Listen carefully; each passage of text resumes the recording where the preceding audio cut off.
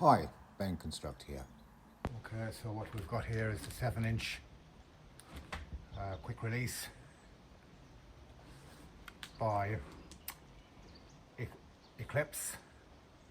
Unfortunately, they're no longer made in the Western Hemisphere. This is almost certainly made in China now. It's amazing, I find, that you can't buy in the Western Hemisphere, you know, a good vice.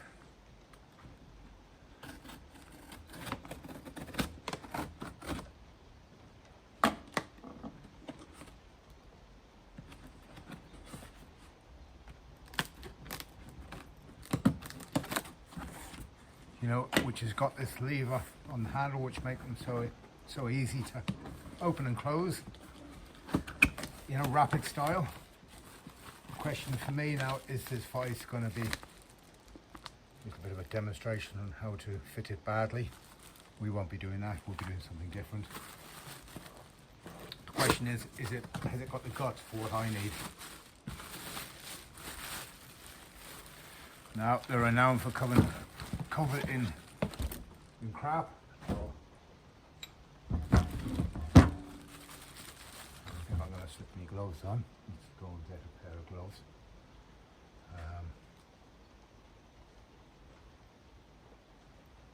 These will do. And a couple of rags.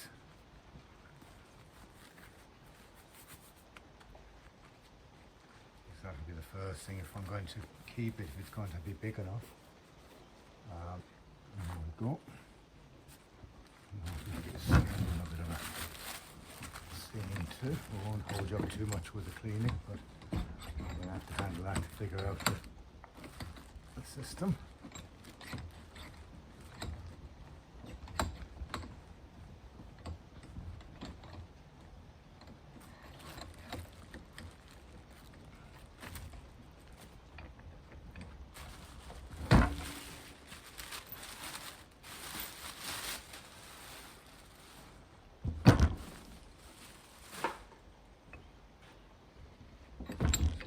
Wipe and then we'll do a show.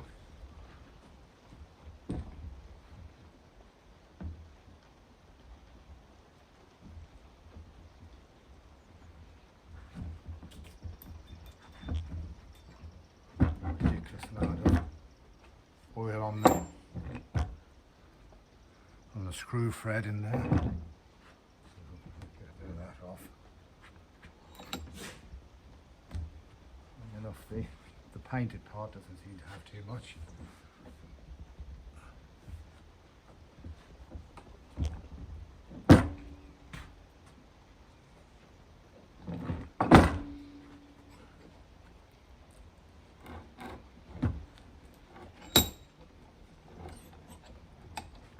Going to dimensions now. Okay, a couple of things which were not, I didn't really show you clearly. I might have said it, but I didn't actually show you correctly.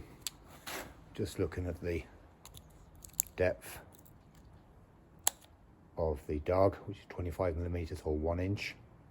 Okay, so if you do keep yourself, you know, 10 millimeters below the top of the bench, or even 15, you still potentially got a dog there you can use, yeah? Okay, and then just to make that clear at the back here, let's just let me tape. The depth of the jaws is 62 millimeters or 2, I think that's 3/8 there. So your bench ideally thickness, for me, the depth of the bench would be 3 inches or 75 millimeters, and then your dog's still going to work. You see, get my drift. And so you could just cover the top benches there with 10 millimeters of timber and you'll still have a working dog. The bearing is 95 or just under 4 inches, 3 7/8 for that. And then the travel below the bench for your runners to go, you should really allow 300 millimeters or a foot. And it's amazing that, you know, it's amazing that they don't put these measurements you know, on the websites when they're flogging these products. I mean, I can't understand it. It's unbelievable, really. So there's a little picture of your action as it's going in and out, which is not unreasonable. It's not a bad action. And then just to show you how that, you can see in there, possibly not with the light, it just lifts your jaws off the track of the thread and allows it to move. It probably won't work upside down because I think it's gravity orientated. It's fairly rudimental, so if anything does go wrong, you can fix it.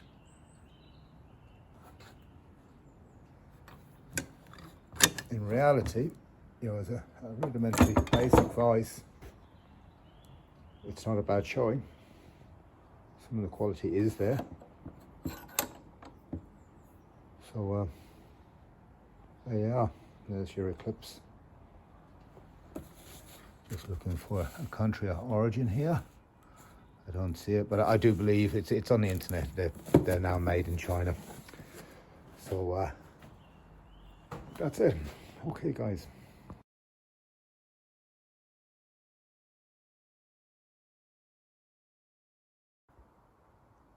Okay, so we're going to do the weighing of between the two vices. You've got 7 inches, smaller one, 9 inch, quite bigger, feels quite a bit bigger in the hand. I've got a digital scale set up and the old bathroom one here. So we'll start with the 9 kg, or the 9 kg, the 7 inch vice, 9.1. I can't put the big one on this because it just goes off the scale. So we'll pop that across to the bathroom one, and you've got just over the 9 kg. And let's see if I can lift the other one on one-handed while I'm holding you guys here. There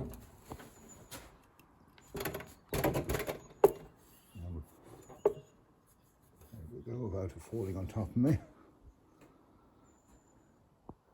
And you'll weigh at over 15, nearly 16 kgs.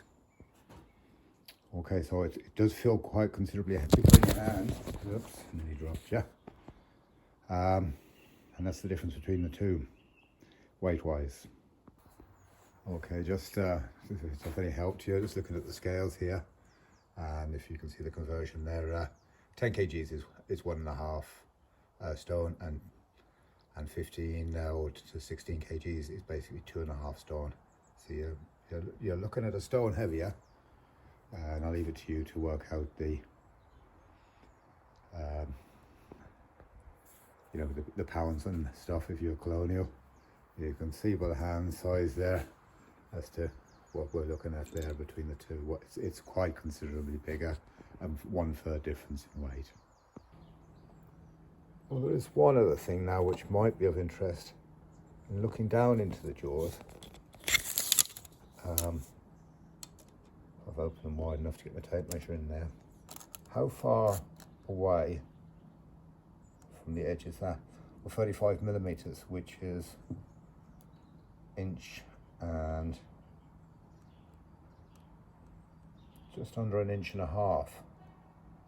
So if you're looking to get directly in there with your material vertically or down to the floor, then it's only 1.75 inches. But bear in mind now, without overdoing it, as I often see, guys, now looking at that tape measure, I'm going to add 25 mil on, or 1 inch on either side, and so the vice then will have a 9 inch width to it. So that distance that you can get in there is going to get an extra inch. So you're going to have 2.5 inches of of clamping to grab hold of a material, and providing you butt it up to the runner, you're going to be catching the pressure is going to be in there, yeah, as opposed to out on a floating piece of timber out here. you get my drift now. You see 7-inch vice, so you're going to put 9-inch jaws on it without really pushing the boat out and really putting too much pressure on the cantilever of the timbers inside. And these bolts holes, if you look at from the back, now if you don't use screws and actually just countersink a couple of bolts, you will achieve quite a good fixing as far as firmness, and allow you to cantilever a little bit on the side here when the timber extends out. Too often I see the timber extended away out to there, like, you know, it's going to just snap off the cell of the jaws when it comes under pressure. That isn't going to work. So like 25mm, you might get away with 1.5 inches. I wouldn't bother going any further that way. And the same really on the top, you know, 25mm, wouldn't bother going any higher than that. All you're going to do is just twist the timber and end up having to replace the timber.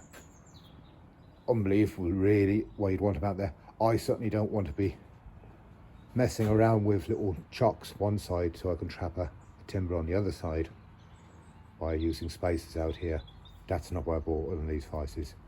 There is always a little bit of racking goes on, but I'm expecting to be able to hold down there a vertical piece of timber as tight as I need to, whether it's to chop dovetails or regardless, you know. I'm not a metal worker, or this bench is not going to be used for a metal worker, so I don't need, you know, a massive over this way. And if I have to hold something that way, I'm just going to clamp it onto the side of the bench somehow, you know, if it's excessively wide or something like that. So this little vise, I think, will probably do me all the way.